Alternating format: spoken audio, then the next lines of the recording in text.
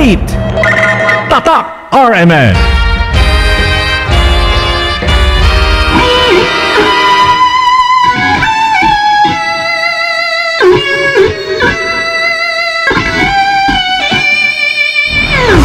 Ito ang nag-iisang pagbabalita sa radyo na tunay na napapakinggan ng Pilipino sa buong bansa, sa buong mundo. Kasama si Buddy Oberas. Live mula sa RMN News Center, Manila. Ito ang KBP Golden Dove Best News Program. RMN News Nationwide. Headlines.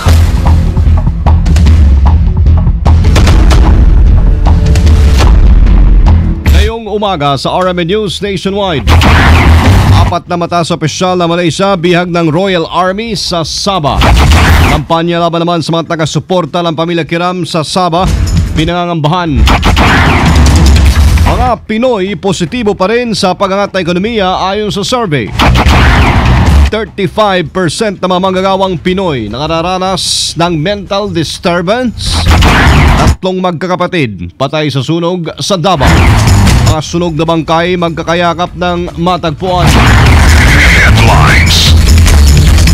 Bantang negosyo, Bulu Reservoir Dam sa Bulacan, isasaayos na ngayong taon. Headlines. Mayong dagat, 45 ang patay sa suicide bombing sa Pakistan. Buong bansa, isang boses ng balita. RMN News Nationwide. Ikaw ba ay tutungo ng Cagayan de Oro? For the best hotel accommodation, stay at the VIP Hotel because you are a VIP. Para tuloy-tuloy ang biyaya ng Tuwid na Daan, kailangan kong maging kasangga ang buong Senado. Sani Angara, Bam Aquino, Alang Cayetano, Cheese Escudero, Risa Ontiveros, Loren Legarda, Jambi Madrigal, Ramon Magsaysay Jr., Coco Pimentel, Grace Poe, Antonio Trillanes, Cynthia Villar. Huwag na tayong umatras pa. Huwag na natin balikan ang katiwalian. Sama-sama nating ihatid ang Team Pinoy sa Senado. Bumoto ng tweet. Iboto ang Team Pinoy. Political advertisement paid for by Liberal Party. EDSA Corner, General MacArthur Avenue, Araneta Center, Cubao, Quezon City. Sa Pilipinas, maraming radyo pero iisang network lamang ang may pinakamaraming numero 1. DYHP Cebu, number 1. DYRI Iloilo, number 1. DXDC Davao, number 1. DXRZ Zamboanga, number 1. DXCC Cagayan de Oro, number 1. DYHB Bacolod, number 1. Sa kasaysayan ng radyo sa ating bayan, sa iisang tahanan lamang nagmumula ang mga number 1. RMN, pinakamaraming nakikinig. RMN, pinakamaraming natutulungan. RMN, pinakamaraming advertisers. RMN, pinakamaraming number 1. Jensa, Iligan, Pagadian, Dipolo, Cotabato, pinakamaraming himpilan. Naga, Baguio, Dagupan, Viga, Lucena, Kawayan, Legazpi, Masbate, Ormo, Tugigaraw, Cotabato, Coronadal, Surigao, Dipolo, Malaybalay, Ozamis, Sorsogon, Butuan, Calibo, Rojas at Metro Manila. In history, it is written, number 1 is Tatak RMN. Buong bansa, isang boses ng balita. RMN News Nationwide. Mabuhay Pilipinas, Lunes na umaga ngayon ay ka-40 araw sa buwan ng Marso 2013. Ito ang numero 1 ng RMN News Nationwide. Ako si Buddy Oberas. Live tayo mga kasama sa DYRI 774 RMN Iloilo, DWAR 103.9 RMN Palawan, DXPR 603 RMN Pagadian at DYRR 792 RMN Ormoc. Live din international by www.rmnews.com at WRMN New York, USA. Buong bansa, isang boses ng balita. RMN News Nationwide. RMN News Panahon. Panahon muna mga kasama, maging maulap at posible rin makaranas tayo na mahinang pagulan. Lahat din po sa area ng Caraga, Davao. Ayon sa Pag-asa, posibleng makaranas sa maulap na panahon at bahagya pong pagulan sa Cagayan Valley, Cordillera Administrative Region, Gitnang Luzon, Metro Manila, Calabarzon, Mindoro, Marinduque at Romblon. Samantala, agwat ng temperatura sa Metro Manila nasa 21 hanggang 32 degrees Celsius. Sumikat ang araw alas 6:10 kanina at lulubog naman alas 6:04 ng hapon. RMN. Apat na matataas na opisyal ng Malaysian government ang hawak ngayon bilang prisoners of war ng Sulu Sultanate's Royal Army sa isla ng Sabah. Ayon kay Sultanate spokesperson Abraham Idjerani, batay po sa impormasyong pinarating sa nila ng kampo ni Rahamuda Kiram mula sa bayan ng Lahad Datu, nahuli ng kanilang grupo ang dalawang higher military officials, isang police official at isang government official. Dahil dito, bantay sarado mga bihag ng Royal Army dahil sa posibleng rescue operations na gagawin ng Malaysian Security Forces. Samantala, ipinarating na rin ni Idjerani na dumating na rin sa Sabah ang karagdagang taga-suporta ng Sultan ng Sulu. Ang seguridad po mga kasama ni pa mga Pinoy sa Sabah ay tinututukan naman ng Philippine Embassy. Kasama natin sa Balita Live, Joyce Adra. RMN Report! Tiniyak ng Philippine Embassy sa Kuala Lumpur ang mahigpit na pakikipag-ugnayan nila sa mga otoridad sa Sabah, Malaysia. Layo nito na matiyak ang seguridad ng iba pang Pilipinong matagal nang naninirahan doon. Bukod kasi sa Lahad Datu, tensyonado na rin ang mga lugar ng Semporma at Kunak. Nananawagan din ang Philippine Embassy sa Filipino community sa naturang mga lugar na sundin lamang ang panuntunan ng Malaysian authorities at iwasang magpanik. Kasama ko sa DFA Joyce Adra, Tatak RMN. Kumalat na rin sa iba pang lugar ang nagaganap na tensyon sa Sabah, Malaysia kasunod ng sagupaan ng Royal Army ng Sultanate ng Sulu at Malaysian authorities noong Biyernes kung saan 15 ang nasawi. Ayon sa ulat ng Malaysian State News Agency na Bernama, inambush ng armadong grupo ang mga pulis sa may kampong Srijaya, Simunul, Semporna. Habang nagpapatrolya ba ito sa Sabado ng gabi, nabatid na 5 Malaysian at 2 gunmen ang namatay sa panibagong sagupaan kung saan nasa 150 kilometro lamang layo nito sa Lahad Datu. Hindi pa naman malinaw ko ang mga umatake sa Semporna ay nakalalaya pa o naresto na. Dahil sa mga insidenteng ito, pinangangambahan ang mas malawak na kampanya laban sa iba pang taga-suporta ng pamilya Kiram na nasa Sabah kung saan maraming Pinoy rin ang naninirahan.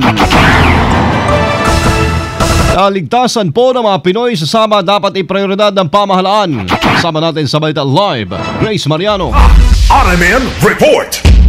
Umapela si Senate Committee on Foreign Relations Senator Loren Legarda sa pamahalaan na iprioridad ang kaligtasan ng halos 800 mga Pilipino na naninirahan at nagtatrabaho sa Sabah. Ito ay sa gitna ng mga reports na banggaan sa pagitan ng mga supporters ng Sultan of Sulu sa Sabah at Malaysian Police. Kasabay nito nanawagan ni si Legarda sa Malaysian government na huwag idamay sa gulo ang mga Pinoy sa Sabah at yung mga gustong bumalik sa Pilipinas ay hayaang ligtas na makaalis sa kanilang lugar. Pakiusap pa ni Legarda, sana magkaroon ng ligtas na pakikipag-ugnayan ng Philippine Embassy sa Malaysia sa mga Filipino na sangkot naman sa stand-off. Para kay Legarda, dapat gawa ng paraan ng Department of Foreign Affairs na hindi na magkaroon pa ng collateral damage ang sitwasyon sa Sabah ngayon. Samantala, nag-aalala naman si Senator Francis G. Escudero sa balitang halos 100 mga Pilipino ang inaresto ng Malaysian authorities at patuloy nilang sinisilip ang estado ng iba pang mga Pinoy doon sa hinalang undocumented ang mga ito. Ayon kay Escudero, dapat mag-set up ng representative office sa Sabah ang DFA upang ayusin ang estado ng mga Pinoy at ipagkaloob sa mga ito lahat ng serbisyong kanilang kailangan. Kasama mo sa Senado, Grace Mariano, Tatak RMN.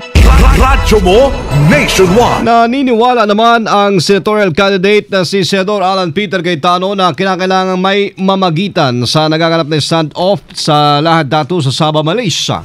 Sa interview ng RMN kay Cayetano matapos ang tensyon ng Biyernes at nitong Sabado, naniniwala po siyang lalo pang iigting ang gulo kaya't dapat nang may kumilos ang pamahalaan para humingi ng tulong din sa ibang bansa. I think that's why humingi ako na merong third party, whether from within the country or an international organization, because I fear this will get worse. Isa rin sa nakikita ng senador na dahilan kahit hindi nagkakaintindihan ang pamahalaan at ang pamilya ng mga Kiram ay ang kultura, lalo na tila pinapasuko ng gobyerno ang grupong nasa Sabah. mali kasi yung salitang ginamit na sumurrender na sila yung sa Sultanate, di ba? Na sinabi nila that you have to have i-diffuse muna yung sitwasyon o kaya mag-usap-usap muna. Kapag ka ikaw ay yung meron pong cultural difference doon po sa lugar nila, hindi talaga ginagamit ang salitang surrender. Kasi ang ibig sabihin nun, ginigive up mo yung karapatan mo. Si Senator Alan Peter Cayetano sa interview ng RMN. Pinoy posibleng maharap sa impeachment dahil sa Sabah standoff. Kasama natin sa balita, Kondebata. RMN Report! Naniniwala ang United Nationalist Alliance o una na posibleng maharap sa impeachment case si Pangulong Noynoy Aquino dahil sa Sabah issue. Para sa una, dapat magpaliwanag si Pangulong Noynoy Aquino kung ano talaga ang posisyon ng gobyerno sa Sabah claim. Kaugnay pa nito kung aabandonahin ni Pangulong Aquino ang Sabah claim, maliwanag na paglabag ito sa Republic Act 5446 ng Section 2. Dagdag pa ng una, kung magiging malinaw ito, ay mahaharap sa paglabag sa konstitusyon ng Pangulo at betrayal of public trust na isang impeachable offense na maituturing. Kasama mo mula sa Kamara para sa DZXL 558 Kondebata sa TAC RMN. Radyo mo nationwide. Nananatiling positibo naman ang mga Pinoy ngayon patungkol sa pag-angat na ekonomiya ng bansa. Pati sa survey ng Social Weather Station na isinagawa noong Disyembre 8 hanggang 11, noong isang taon mga kasama, 37% ng mga respondents na nagsabing bubuti ang kanilang pamumuhay ngayong 2013. 8% naman na nagsabing lalo silang maghihirap ngayong taon. Ngunit sinabi rin ng SWS na simula pa noong taong 2009, bumaba na ang magandang pananaw ng mga Pilipino sa ekonomiya ng bansa kung saan, wala sa dating score na very high, ay nakakuha na lamang ito ngayon ng high score. Ang kakulangan po ng trabaho sa bansa ang isa sa nakikita ng mga ekonomistang dahilan ng pagbaba ng pananaw ng mga Pinoy sa ekonomiya ng Pilipinas. Batay sa datos ng National Statistics Office, umabot na ngayon sa 2.8 million na mga Pinoy na wala pong trabaho sa bansa o 6.4% na unemployment rate. Magkakayaka pa ng matagpuan mga kasama ang tatlong magkakapatid na natusta matapos pong matrap sa sunog sa may Malbar Street, Davao City. Inilala mga biktima sina Jenny Agua, 7 taong gulang, si Rose Agua, 6 na taong gulang at Roselyn, 1 taong gulang. Ang kwento ni Roger, nasa trabaho siya habang bumibili ng merienda ang asawang si Lorna para sa 3 bata. Nabatid na walang kasama mga biktima na maganap po na sabing sunog. Nadamay rin ang katabing bahay nito habang hindi pa rin matukoy ng mga otoridad kung paano na-trap ang mga bata at kung ano ang sanhi ng sunog. 35% na mga manggagawa sa bansa, mapapribadong sektor o gobyerno ang nakakaranas po ng mental disturbance ayon sa Department of Health. Batay sa pag-aaral ng DOH Center for Health Development, karamihan sa mga nakakaranas po ng mental disturbance ay yung mga rank and file employees. Ayon kay DOH CHD Regional Director Rio Magpantay, kung hindi raw po ito masusolusyonan, posibleng humantong sa malalang sakit at komplikasyon na makakapekto sa kanilang trabaho. Dahil dito pinapayo ng DOH sa mga employers na magsagawa ho ng regular na medical examinations para masigurong maayos ang kanilang mga empleyado.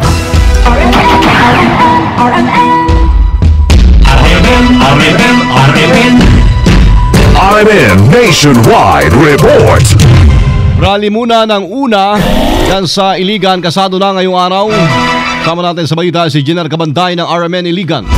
RMN Report. Kasado na ngayong araw ang rally ng United Nationalist Alliance o UNA dito sa lungsod ng Iligan. Napag-alaman na kumpleto ang attendance ng UNA party mamaya at pati sila si dating Presidente Joseph Estrada, Senate President Juan Ponce Enrile at Vice President Jomar Binay darating din para magbigay suporta sa kanilang mga kandidatong senador. Alas 10 ngayong umaga idadaos ang rally ng UNA sa City Public Plaza ng lungsod matapos bibisitahin ni Vice President Binay ang mga resettlement site ng mga sendong survivors dito sa lungsod. Dahil dito, inaanyayahan ng UNA mga Iligano na makinig at dumalo sa kanilang rally. Kasama mo sa DXI si Iligan, Jener Cabanday, Tatak RMN.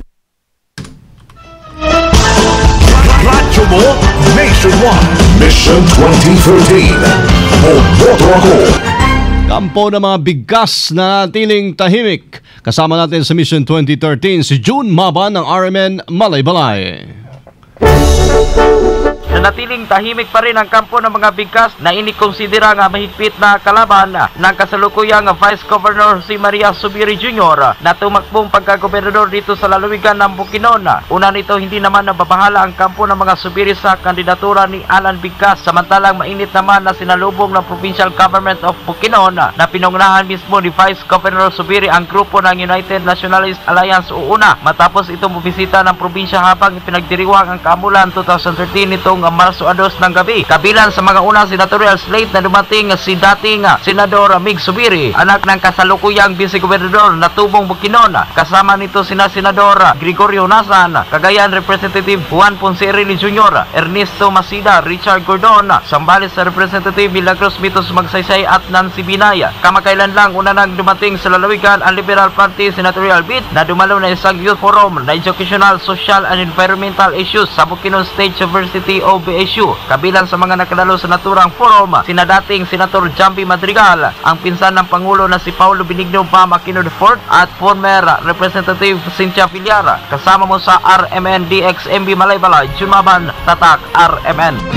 Mission 2013. Boboto ako. News. Sisimulan ngayong taon ang pagsayos po ng Bulor Cebuá Dam. Ayon sa itawan ng Bulacan, Joselito Mendoza ng Bulacan nga nagpalabas ng inisyal na 120 million pesos na bahagi ng kabuang 700 million pesos para sa project si Pangulong Noy. Ang reservoir na ito sa Bulo ay nasa bayan ho ng San Miguel. Maging malaking tulong anya para may iwasang bumaha sa Bulacan. Maging taga-ipon kasi ito ng tubig mula sa kabundukan ho ng Sierra Madre pero nasira ng manalasang bagyong Pedring taong 2011. Matatanda nakaranas din ho na matinding pagbaha ang probinsya ng manalasa din ang habagat noong Agosto last year. RMN News Abroad. Sa Pakistan, tinatay na sa 45 ang patay habang nasa 150 naman ang sugatan sa isa namang insidente ho ng suicide bombing sa lugar ng mga Shiite Muslim sa Karachi City. Ayon sa Pakistani Police, 2 bomba ang sumabog na unang nagmula sa isang motorsiklo habang ang ikalawa ay mula sa isang kotse malapit sa isang gusali. Posible anilang militanteng Sunnis na konektado sa grupong Al-Qaeda at mga militanteng Taliban na mismong nasa likod ng pag-atake. Mari namang kinundina ng pamahalaan at ng mga religious leaders ng kanilang bansa ang nasabing insidente. Live po tayo mga kasama mula sa RMN News Center, Makati City Metro, Manila, Philippines. Inyong narinig muli ang numero 1 RMN News Nationwide. Lunes na umaga ngayon, ika-4 sa buwan ng Marso 2013. Sa mga taga Bacolod, susunod na po dyan, kasama ang Agnes Apostol. Sa RMN News Diretso, Balitang Bacolod, UASB 747. Bacolod, pakinggan po mga kasama ang aming pagbabalita ngayon pong alas 7 na umaga sa YouTube. I-type lamang ang RMN News Nationwide. Kasama nyo sa serbisyo publiko sa pangalan po ni Weng de la Peña. Ako si Buddy Oberas, dito pa rin sa tahanan na may pinakamaraming number 1 sa 2013. Siyempre, pinakamaraming himpilan sa 2013.